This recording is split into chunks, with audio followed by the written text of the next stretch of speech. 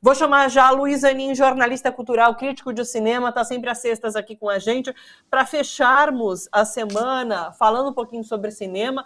Nem sempre papos leves, né? Porque, inclusive, muitos dos filmes retratam realidades doloridas, né? Inclusive, esse primeiro documentário que a gente vai tratar traz uma questão indígena ali bastante importante, nesses tempos que a gente tem falado muito sobre a Amazônia e meio ambiente, inclusive. Zanin, tudo bom? Tudo bom, Thalita? Tudo bom por aí? Thalita, me permita quebrar o protocolo, como se diz. E eu estava ouvindo com muita atenção. Eu estava ouvindo com muita atenção a conversa entre os dois Fernandos, e como eu sou Fernando também, eu sou Luiz Fernando, embora não use, eu vou me meter um pouquinho, eu vou me meter um pouco na conversa deles. O Fernando Horta lembrou com muita propriedade um caso do fascismo italiano, que foi o assassinato do deputado Giacomo Matteotti. Ele fez uma denúncia de fraude nas eleições legislativas durante o período durante o período fascista, e na saída do parlamento ele disse para interlocutores: olha, podem preparando o meu obituário, e não deu outra, ele foi executado por milícias fascistas, né? E o Mussolini, na sua defesa da implicação dele direta desse caso, acaba se valendo disso para solidificar e estruturar mais o Estado fascista, que era da desconstrução da democracia italiana. Vamos lembrar que Mussolini estava dentro de um regime democrático que ele desconstrói em direção ao Estado fascista. E eu estou dizendo tudo isso aí para recomendar ao pessoal um filme chamado Il Delitto Matteotti, que conta esse caso do fascismo. É um filme dirigido pelo Florestano Vantini, um italiano, diretor italiano, e ele é facilmente encontrável no YouTube. Tem uma cópia bastante razoável dele, legendada no YouTube. É muito instrutivo para nós que estamos envolvidos nesse processo de fascistização da sociedade brasileira. É um caso histórico que muito bem descrito por esse filme. Fechando, então, o parênteses e voltando à nossa pauta aqui. De quando é esse filme? Ele é um filme recente, Zanin? Não. Ele é um filme dos anos 70. Ele é um filme de 1973. E ele, que eu saiba, eu já conhecia ele, e eu revi quando eu estava preparando, eu escrevi para o jornal um material sobre o fascismo, e eu exumei esse filme. Eu fui encontrá-lo apenas para rever no YouTube, então eu sei que ele está lá por causa disso. Deem uma procurada. Perfeito. Que é um filme muito esclarecedor. Que bom que você trouxe essa dica para a gente, sempre bom. Vamos lá, documentário, como chama mesmo? Deixa eu pegar aqui o nome. Segredos do Putumayo. Isso. Esse é um filme incrível. Para mim, é a mais poderosa estreia de cinema dessa semana. É um documentário do documentarista Aurélio Miquiles, e ele resgata um acontecimento da Amazônia peruana, né? Na virada do século XIX para o XX, no auge da exploração da borracha lá, havia uma companhia britânica que submetia os indígenas da região a um regime de escravidão, e foi um verdadeiro genocídio. Milhares de indígenas da região foram mortos, eram torturados, tinham que, quando não trabalhavam a contento dos chefes dessa companhia, eram assassinados, eram executados. É uma barbárie total. E havia, na época, no Brasil, um cônsul britânico chamado Roger Casement, né? Que foi deslocado para essa região para apurar a veracidade dessa história. E ele escreveu uns diários lá que são assim, uma antologia, vamos dizer assim, de defesa dos direitos humanos em relação aos povos originários. O Aurélio Miquiles resgata toda essa história que tem grande atualidade para nós sabemos por quê, o que está acontecendo na Amazônia hoje, em relação ao que já aconteceu, né? E essa história desse Roger Casement, e a voz dele em off, é feita pelo autor britânico Stephen Rea.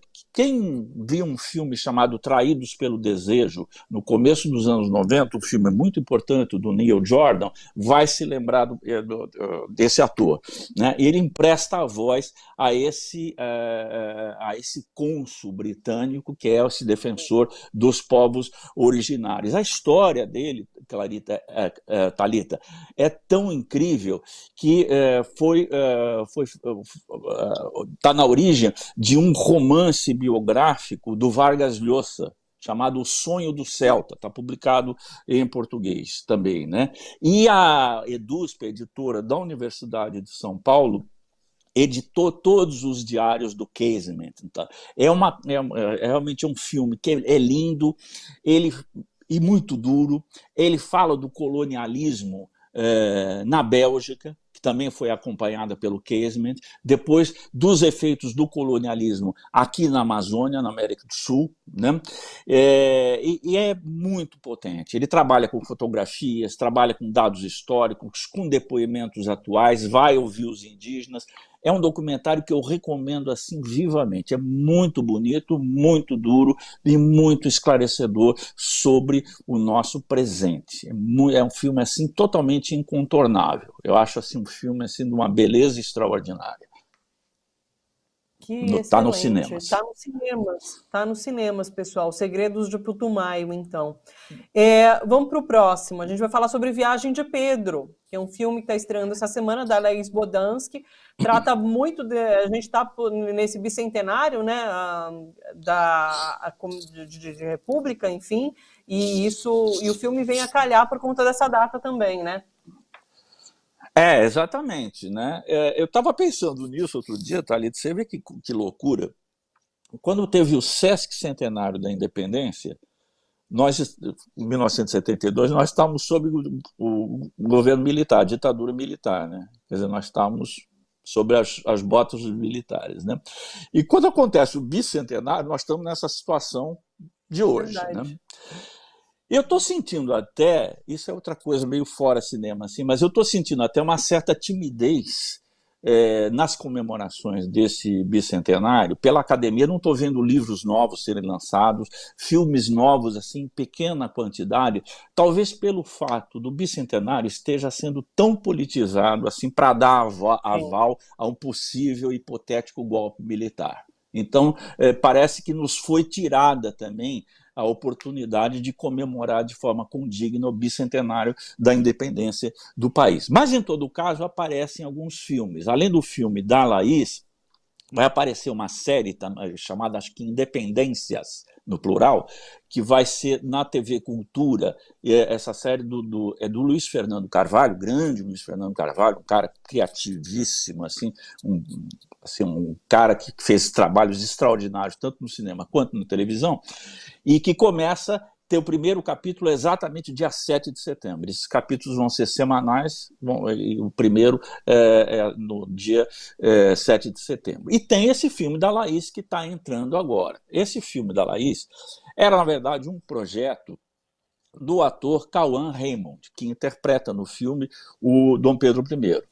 E ele chamou a Laís para dirigir esse filme. Ele teve a sabedoria de falar: eu preciso de um olhar feminino para esse filme.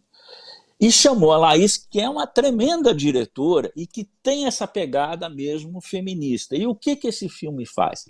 Ela desconstrói, a Laís, essa imagem heroicizada de Dom Pedro I. Né? Ele mostra, o filme mostra a relação dele, uma relação tóxica com mulheres, com as pessoas pretas, escravizadas na época, né? e com indígenas. E ela coloca tudo isso no microcosmo de um navio. Seria a viagem, quando Dom Pedro sai do Brasil e vai para Portugal. Ele vai iniciar uma guerra em Portugal, porque o irmão dele, que é o Miguel, usurpou o trono de Portugal, que seria dele. E ele vai iniciar uma guerra, ele sai do Brasil, vai iniciar essa guerra em Portugal, né, da qual ele sairá vitorioso, inclusive, né, e deixa aqui uma criança, que seria Dom Pedro II, né, e um regente. Né, deixa o Brasil. Então, ela pega esse intervalo dessa viagem que sai do Brasil e vai para Portugal, no navio, que é relativamente mal documentada. Não se sabe o que aconteceu exatamente nesse período de travessia de Dom Pedro. Ela aproveita para mostrar um Dom Pedro fragilizado, cheio de contradições e cheio de atitudes assim não muito recomendáveis, mesmo para aquela época, em relação a mulheres, negros e indígenas. Né? É um filme assim de reflexão, eu gostei muito, é um filme muito bom, é um filme obscuro, fechado, até a janela de exibição é um pouco fechada para dar a ideia daquele universo claustrofóbico de um navio atravessando o Atlântico naquela época. Né? Eu acho que traz essa contribuição para rediscutir a figura de Dom Pedro nesse bicentenário da independência. É um filme muito importante e é um filme muito legal, muito bem feito, com atuações muito boas e que tenta realçar o papel das mulheres, dos negros e dos indígenas dentro daquela composição populacional daquele navio. Tá? Eu acho que é um filme muito importante, um filme que vai marcar a época. Só para lembrar, no tempo do Sesc Centenário, dos 150 anos da independência, ficaram marcados no cinema por um filme chamado Independente ou Morte, que era uma patriotada total. E hoje, 50 anos depois, pelo menos nós temos esse filme, que é um filme crítico em relação à figura de Dom Pedro. Ô, Zaninho, é o coração desse Dom Pedro que esteve aqui no Brasil na semana passada, retrasada, né? Esse mesmo, que veio do Porto e é trazido pelo governo atual como um grande troféu patriótico, né? Uma coisa assim que eu acho que expressa bem, né, a morbidez desse tipo de governo que a gente está vivendo hoje em dia e o tipo de relíquia que eles procuram associar ao amor à pátria e tudo mais, né? É curioso que eu conversei com o Fernando Horta realmente na semana em que o coração estava chegando aqui, né? E ele falava sobre como o Dom Pedro foi essa figura controversa aqui no Brasil também, né? Exato. Então, e daí acho que é bom assistir ao filme para conseguir compreender melhor quem foi essa figura que marcou tanto a nossa história. Bacana. Dica boa. É uma visão completamente diferente daquela que nós aprendemos nos livros de história. Então, ótimo. Tá nos cinemas, pessoal. Olha só, Zaninha, a gente faz altos planos aqui nos bastidores, né? De toda a pauta que a gente vai conseguir comentar, e daí a gente tem 5 minutos agora. Vamos para a Coreia do Sul, então, comentar encontros? Ou você quer ir para algum outro? O que você prefere? Eu prefiro falar de um filme que estreou a semana passada, que nós não abordamos aqui, que eu acho que é um filme super importante e que também tem muito a ver com a gente, é material de reflexão, e é um filmaço. Como obra cinematográfica, é um filmaço que é o Onoda, 10 Mil Noites na Selva, que é de um francês chamado Arthur Harari se escreve, né? É um filme longo, um filme de mais de 3 horas de duração, e ele mostra um cara, assim, um personagem, um filme de ficção, é interpretado por um ator, por 2 atores em épocas diferentes da vida dele, desse cara chamado Hiro Onoda, que foi um soldado japonês. Veja que história maluca. Ele recebe a ordem durante a Segunda Guerra Mundial, final da Segunda Guerra Mundial. Ele recebe a ordem de se deslocar junto com um pelotão para uma das ilhas das Filipinas e resistir a uma possível invasão do exército americano. A guerra estava sendo travada já no Pacífico, naquela altura do campeonato, né? Era final mais ou menos da guerra, né? E eles recebem essa ordem doutrinária, falam: vocês não se rendam em circunstância nenhuma, não cometam suicídio por mais sofrimento que vocês têm que resistir até o final ao invasor. E esse pelotão faz isso. Alguns dos companheiros do Onoda vão morrendo e ele acaba ficando sozinho e ele leva essa guerra por mais 30 anos. Ele não acredita que a guerra tinha terminado, né? E ele continua na selva, solitário, combatendo, né, um inimigo imaginário, né?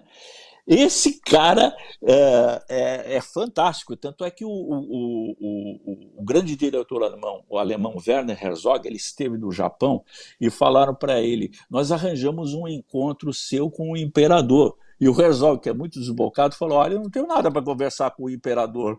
Criou assim um mal-estar danado. E aí perguntaram para ele: mas tem alguma pessoa, alguma personalidade do Japão que você queira conversar? Ele falou: sim, o Onoda, né? Porque é bem do universo mental do Herzog, com seus tipos assim obstinados, né, tal. E ele entrevistou o Onoda, conversou com ele, escreveu um livro a respeito também, né? E agora tem esse filme. E esse Onoda, ele depois de 30 anos, né, não penso que isso seja um spoiler, porque isso é um dado histórico, né? Ele acaba se rendendo, ele acaba entregando as armas. E ele vem viver no Brasil, ele vive um período no Brasil, se torna fazendeiro no Mato Grosso. Depois ele volta para o Japão. Então, é um filme, Thalita, que qual é o tema desse filme? É sobre a obediência cega, sobre o fanatismo patriótico, sobre aquele. Você recebe uma ordem militar, você a cumpre, por mais absurda e enlouquecida que seja. Eu não vejo nada mais atual para a gente refletir hoje em dia do que esse tipo de questão. E esse filme traz isso de uma maneira brilhante. Eu recomendo muito esse filme. É muito bom. Que bom que você trouxe ele. A gente encerra com Onoda, então. Ainda está nos cinemas, você sabe dizer isso? Tá, eu acho que, se não me engano, está no Reserva Cultural, na Paulista, né? Aquele cinema que Tá. fica no prédio da Gazeta. E eu acho que está num horário no Espaço Unibanco de Cinema, mas eu não tenho certeza. É bom checar, mas está em cartaz, sim. Ainda dá para ver. Legal. E eu recomendo, assim, para que, se tiver um filme para escolher para ver esse ano, escolha esse. Tá certo, recomendado pelo Zanin. Então, pessoal de São Paulo, fica ligado que ainda dá para acompanhar nos cinemas, tá certo? Zanin, com isso eu me despeço. Muito obrigada, sempre um ótimo papo com você aqui às sextas, viu? Um beijo enorme, bom final de semana, até sexta-feira que vem. Até sexta-feira, um beijo para todo mundo. Tchau, tchau.